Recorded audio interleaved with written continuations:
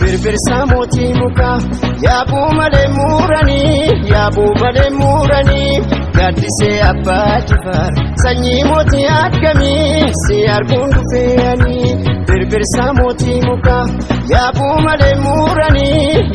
malee muranii gaaddisee abbaa Jifaar sanyii mootii akkamii si arguun dhufeeyanii.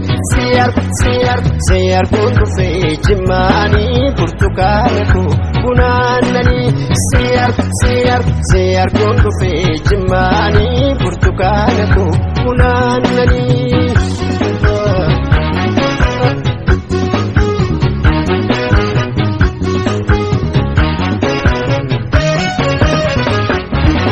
Burtukaana koo damma koo alaala burtukaana koo nadiga gaangabne burtukaana koo dammileen kuufama burtukaana koo subatuun kuufamne burtukaana koo ija kan kee argu burtukaana koo nan dhufan dhaammadhu burtukaana koo rifeensa qeeneensa burtukaana koo akkam buraafadhu burtukaana koo bakuun kee buskuuta burtukaana koo tamira jaalala burtukaana koo hinbiituun gurguru burtukaana koo gabaadolee gala.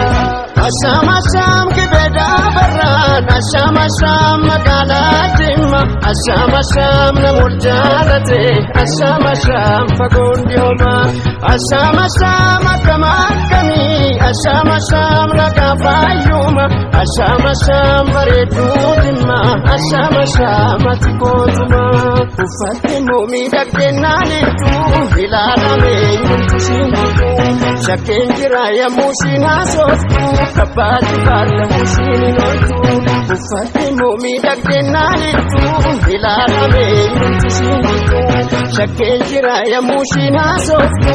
Abbaa Jifaar namuu siin ooltu Abbaa Jifaar namuu siin ooltu Abbaa Jifaar namuu siin ooltu Abbaa Jifaar namuu siin ooltu Abbaa Jifaar namuu siin ooltu.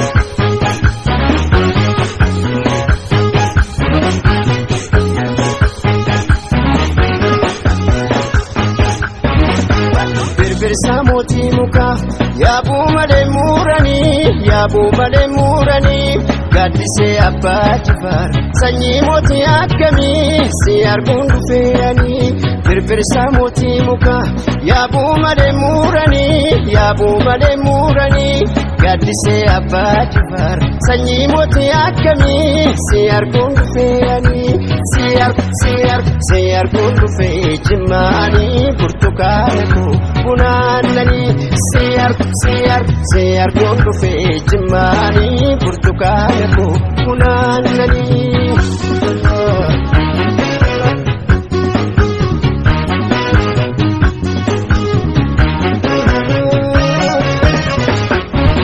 Burtukaana koo nan dhufana eegi burtukaana koo wannan ooluu miti burtukaana koo wal argaanaa tayu burtukaana koo faranjaraadhaatti burtukaana koo tumeef gattume burtukaana koo na sirbimee takka burtukaana koo mudhiin qabaaf tolu burtukaana koo yoo dhommu kun harka burtukaana koo dhikkoo fittee durba burtukaana koo murtiif jabeessanii burtukaana koo kan akka sheetana burtukaana koo namaan garsiisanii. Asham kibeda barran asham magaalaa Jimma asham namul jaalate asham fagoon dhiyooma asham akkam akkamii asham nagaa fayyuma asham bareedduu Jimma asham ati kootuma uffatte moomii dhagdeen naanittu ilaalamee nyuutu siinguutu